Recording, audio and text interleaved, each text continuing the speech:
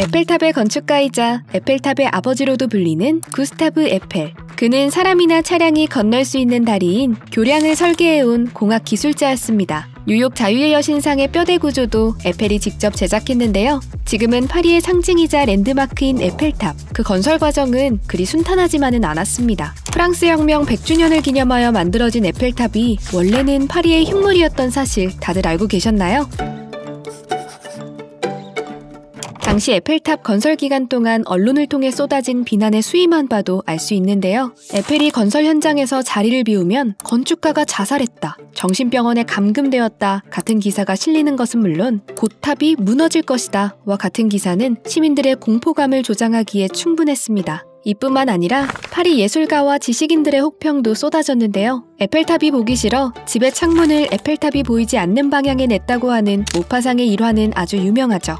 에펠탑에 반대하는 300인 위원회라는 단체도 생겼습니다. 신라란 단어를 이용해 에펠탑 건설 반대 성명을 냈죠. 철이라는 새로운 재료는 그동안 꿈꿔온 300m 높이의 탑을 건설할 수 있게 했지만 여전히 교량과 공장을 짓는 공업용 자재일 뿐이었습니다. 에펠탑의 건설 자금도 충분하지 않았습니다. 총 건설 비용 650만 프랑, 이 중 정부는 150만 프랑만 지원하기로 했죠. 또 1889년 파리 만국박람회가 끝나면 에펠탑은 철거되어야 하는 상황이었습니다. 이러한 상황을 타개하고자 건축가 에펠은 기지를 발휘하는데요. 비용 조달을 위한 회사를 설립하고 정부로부터 에펠탑의 20년간 운영권을 받게 됩니다.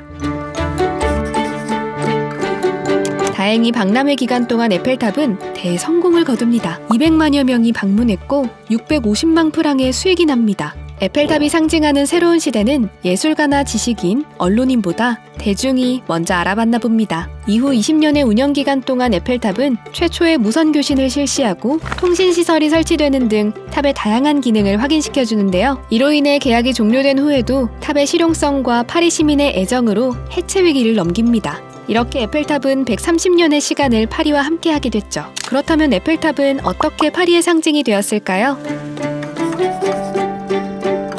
1889년 파리 만국박람회에 맞춰 완공된 에펠탑은 당시 세계에서 가장 높은 구조물이었습니다. 19세기 말에는 철강, 화학, 전기 등의 분야에서 기술 혁신이 진행되고 있었기에 에펠탑은 당시 기술 진보로 탄생한 건축물이라 할 수 있습니다. 에펠탑은 하중과 풍력을 계산하여 만든 엔지니어링 기술의 집합체이며 철의 시대를 열고 공학 기술에 대한 확신을 주었죠. 에펠탑은 1만 8천 개의 부품과 100만 개의 리벳을 조립하여 만들어졌습니다. 이를 위한 도면 5,500개가 작성되었고 부품은 공장에서 생산되어 현장에서 조립되었습니다. 최근 주목받고 있는 공장 생산 방식의 건설, 모듈 건설의 원조라고 볼 수 있겠네요. 대형 엘리베이터가 최초로 설치된 곳이 에펠탑인 거 아셨나요? 완공 당시 에펠탑은 세계에서 가장 높은 구조물이었기 때문에 엘리베이터 기술이 중요했습니다. 뿐만 아니라 꼭대기까지 올라가는데 단 7분만 걸려 그 자체로도 대중들에게 큰 관심을 끌었습니다.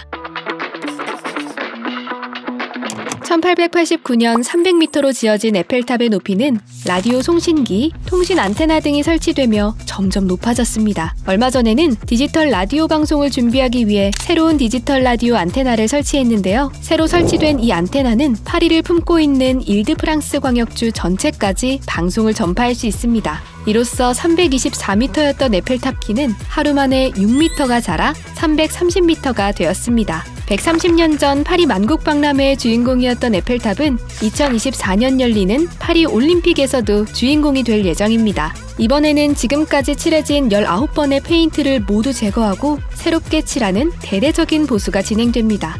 이제 에펠탑은 지금보다 더 금색빛을 띠게 될 거라 하네요. 파리 중심에서 더욱 반짝일 에펠탑을 함께 기대해볼까요?